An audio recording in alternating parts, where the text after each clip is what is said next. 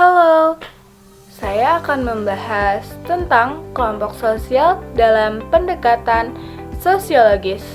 Izin memperkenalkan diri sebelumnya, nama saya Nasya Virus Risanov, asal kelas 11-8. Pengertian secara umum, kelompok sosial adalah kumpulan manusia yang memiliki kesadaran bersama akan keeratan dan saling berinteraksi. Kelompok sosial bertujuan melakukan penerapan nilai-nilai sosial yang ada dan dibutuhkan dalam suatu struktur sosial pada suatu masyarakat. Dan pengertian kelompok sosial menurut para ahli adalah, menurut Sarjana Suikanto mendefinisikan kelompok sosial sebagai himpunan atau satu kesatuan manusia yang hidup bersama karena saling berhubungan dan mereka saling mempengaruhi secara timbal balik. Menurut MacIver dan Charles H. Page dalam bukunya Society and Introduction Theory Analysis, kelompok sosial adalah himpunan atau kesatuan manusia yang hidup bersama. Hubungan tersebut antara lain menyangkut timbal balik yang saling mempengaruhi dan juga kesadaran saling menolong. Menurut Robert K. Merton dalam bukunya Social Theory and Social Structure, kelompok sosial adalah kelompok orang yang saling berinteraksi sesuai dengan pola yang telah mapan. Menurut Paul B. Harton, kelompok sosial adalah himpunan atau satu kesatuan manusia yang hidup bersama. Dan menurut Ronald Friedman dalam bukunya Principles of Sociology, kelompok sosial adalah suatu susunan atau organisasi dari dua individu atau lebih tergantung pada ikatan-ikatan tergantung dari suatu sistem, standar, atau ukuran tingkah laku yang sama. Fungsi apa saja sih yang ada di sini?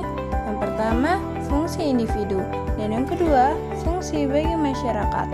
Di sini saya mau menjelaskan apa itu fungsi bagi individu dan fungsi bagi masyarakat. Yang pertama, fungsi bagi individu. Fungsi kelompok sosial bagi individu adalah sebagai tempat berkumpulnya beberapa individu untuk menjalin hubungan sosial, sebagai sarana untuk bertukar ilmu pengetahuan di bidang pendidikan, sebagai tempat untuk mendapatkan solusi atas masalah yang sedang dihadapi oleh anggotanya. Dan yang kedua, fungsi bagi masyarakat. Fungsi kelompok sosial bagi masyarakat adalah untuk memberikan norma serta adat bagi masyarakat. Selanjutnya, dapat membangun struktur sosial di dalam masyarakat. Selain itu, kelompok sosial juga memiliki fungsi sebagai rumah untuk mengawasi semua anggotanya. Dan yang selanjutnya ada kriteria hubungan antar kelompok. Yang pertama, kriteria fisiologis.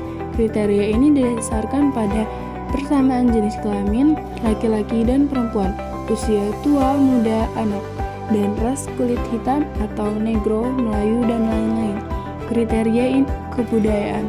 Kriteria ini mencakup kelompok yang diikat oleh persamaan kebudayaan dan kepercayaan termasuk di dalamnya kesamaan agama.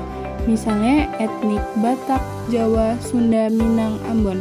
Agama Islam, Kristen, Katolik, Hindu, Buddha, Konghucu. Kriteria ekonomi. Kriteria ini dibedakan antara mereka yang memiliki kekuasaan ekonomi dan tidak memiliki kekuasaan ekonomi.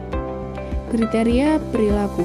Kriteria ini didasarkan pada kekurangan fisik, difabel, mental, dan penyimpangan terhadap aturan masyarakat, pelanggar aturan hukum. Dan yang terakhir adalah faktor.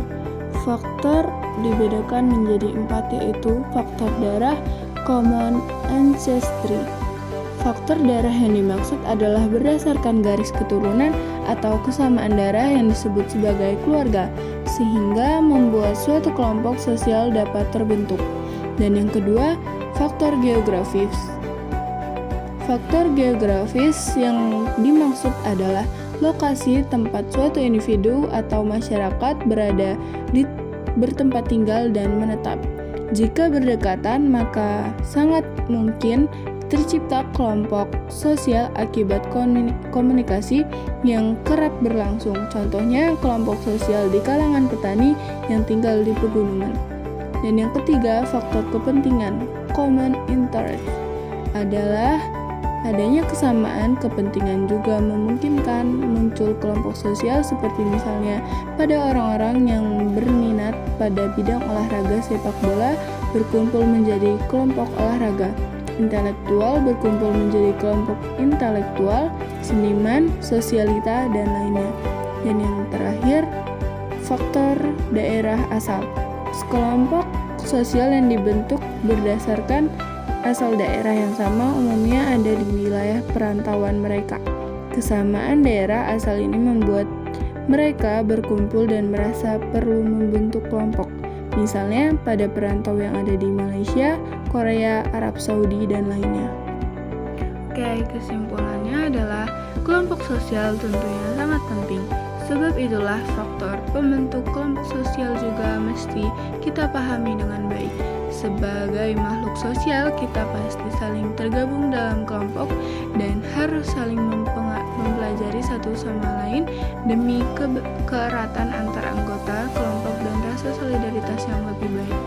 Untuk menambah pengetahuanmu, perbanyaklah membaca dan melakukan kegiatan literasi.